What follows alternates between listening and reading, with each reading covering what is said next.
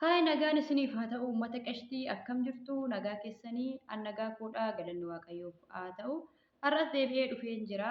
Egaa har'a immoo viidiyoo kana keessatti gaafii obboleettii koo tokko na gaafattee adaraa rabbii naaf deebisittee waan na gaafatteef bira darbuu hin dandeenye. Egaa gaafiin ishiin gaafattee tarii hunda keessan fayyaduu danda'a waan ta'eef viidiyoo kana haga dhumaatti dhaggeeffadhaa irraa fayyadamaan isiniin jedha. Gaafin obboleettiin kiyya na gaafattee waa'ee yuutuubiitiin wal qabateeti jechuudha.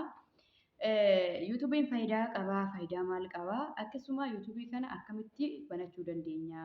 Jalqaba irraa kaasee aga dhumaatti wanta keessa darbite adaraa rabbii naaf deebisii waan jettee fini bira darbuu hin dandeenye deebii ishee amman beekurraa qabadhee dhufeera. Kanaaf egaa na wajjin turaa isiniin jecha yuutuubii akkamitti banatu ka jedhuu fi yuutuubii chaanaalii isinitti mukana sarchi gootu jechuudha. As gubbaa viidiyoo kana gubbaa isin fankaa chaanaalii sana. Chaanaalii Abdul Habbii kan jedhu jechuudha. Abdul Habbii kan jedhu sarchi gootaniiti. Akkaataa itti yuutuubii banatanii waa'ee yuutuubii barnoota waa'ee yuutuubii guutumaan guututti chaanaala sana jalaa hin argattu. Isa sarchi gootaniiti akkamitti akka yuutuubii banatanii as jala jira. Akkamitti akka saatii guutanii akkamitti akka setingii garaagaraa waa'ee yuutuubii yeroo yuutuubii tokko bananne setingiin sirreeffachuun dirqama, taampilii hojjetachuun dirqama. Akkamitti seera yuutuubii guutuudha jechuudha. Chaanaala sana jala kan jiru. Chaanaali sana as gubbaarrattis isiniif baasa viidiyoo kana gubbaarratti Abdul Habbii jettanii yoo sarchi gootanis waa'ee dhimma yuutuubiitiin wal qabatu hundayyuu hin argattu jechuudha daawwattoota kiyya. Kanaaf chaanaalaan isinii maxxansa chaanaalee Abdul Habbiirraa inni ilaaltu. Egaa yuutuubii kana seera guutuudhaaf hagam namatti fudhata maal maalidha waan jettanii kaasee isiniif naan dubbadha jechuudha. Egaa yuutuubii tokko sabskiraayibii 1000 yeroo nuti yuutuubii guutaa turretti sa'aatii 4000 sabskiraayibii 1000 barbaada jechuudha. Seerri yuutuubii kanaadha. Maallaqa gara maallaqa kanfaluutti ka deemu. Erga sa'aatii 4000 sabskiraayibii 1000 guunnee deebi'ee immoo waan piinii jedhamutu jira jechuudha. Piiniin sun yeroo sana $20 piinii sana jechuudha. Yoo seera sana guuttanii sa'aatii 4000 akkasuma sabskiraayibii 1000 yoo guuttanii erga warra yuutuubiitti ergitanii jechuudha. Dhaabbata yuutuubiitti ergitanii viidiyoo keessan ilaalanii jechuudha. Viidiyoon keessan qulqullina yoo qabaate isin fudhatu. Sana booda immoo waan piinii jedhamutu jira. Piinii sana immoo $20 sana erga dabartanii viidiyoo hojjettan viidiyoo guyyaadhaanis haa ta'u akkuma isin mijatatti viidiyoo yeroo hojjettan viidiyoon sun maallaqa lakkaa'aa deema jechuudha. Haala kanaatiin nama kanfalama malee yuutuubii tokko callisneetuma bannee akka tiktokii jechuudha. Fakkeenyaaf tiktokii fi yuutuubii yoo fudhattanii yuutuubii fi tiktokiin garaagarummaa guddaa qaba. Tiktokii yoo liivii galtee beekamtii yoo qabaate jechuudha. Tiktokarri beekamoo yoo taate fakkeenyaaf hin jiru egaa tiktokarri beekamoo warri liivii galanii jechuudha. Liivii galanii akkasitti liivii sanarratti leenci wantoonni garaagaraa kennamiidha maallaqni kan kaffalu. Tiktokiin akkas jechuudha. Garuu yuutuubii kana seera guutte taanaan sabskiraayibii kee 1000 guuttee sa'aatii kee guuttee yuutuubiin si fudhatee si deebise taanaan jechuudha. Piinii kee bira darbinaani sana booda erga piinii kee dabartee $70 jechuudha. $70 irraa ka'eeti kan si kaffalu yuutuubiin jechuudha.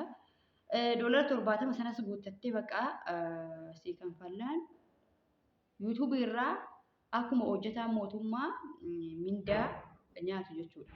YouTube irraas mindaa nyaatu jechuudha. Egaa ijoolleen baay'een YouTube kana waanuma callisanii akka TikTokii jechuudha yeroo itti dabarsuudhaaf akkuma TikTokii callisaniituma irraa odeessaa oolan isinitti fakkaata. Garuu immoo dubbichi akkasii miti. Namni seeraan hojjetu YouTube irratti jechuudha. YouTuberoota bebbeekamoo jechuudha. Kan subscribe 200 qaban 100 qabantu jira. Kan 300 qabullee 5 qabullee jira. Garuu warroonni akkasii kuni hojjetaa mootummaa hin caala jechuudha. Minni kanfaltii yuutuubii isaanii kanfalu hojjetaa mootummaa hin caala. Irratti hojjettan taanaan seera isaa guuttan taanaan yuutuubiin faayidaa guddaa qaba jechuudha. Waa'ee faayidaa isaatis nu dubbadhu. Faayidaa akkamii qabaa waan jetteefini kan isin dubbadhe. Yuutuubii seeraan waaqayyo si gargaaree seeraan irratti hojjettee viidiyoon ati hojjette sun si ilaalama yoo ta'e viyuu baay'eedhaan si ilaalama yoo ta'e akkuma viidiyoo hojjettee viyuu baay'eedhaan si ilaalamu sana maallaqa si ida'aa deema jechuudha. Doolara si ida'aa deema jechuudha. Guyyuutti viidiyoo tokko yoo hojjette viidiyoo suni si lakkaa akkaataa ati viyuu qabdu si lakkaa deema jechuudha.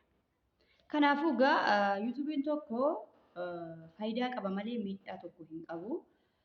Osoo yeroon argame jechuudha. Yeroon argame yuutuubii fakkeenyaaf 2-3 kan qabaatan ta'e waanuma hojii mootummaa hojjetan tokko hin qabu jechuudha. Inni guddaan egaa yuutuubiin tokko kan kaffalu erga seera guuttee wantoota nama isiniin jedhe keessa dabartee malee lafumaa kaatee yoo jalqabumarraa kaatee viidiyoo hojjechuu jalqabdee miti jechuudha.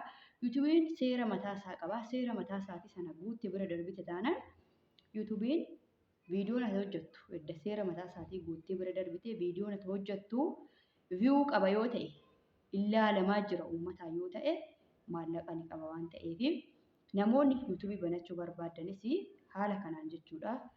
Seera isaa eegatiiti. yuutuubii seera isaa eegaa banadhaa.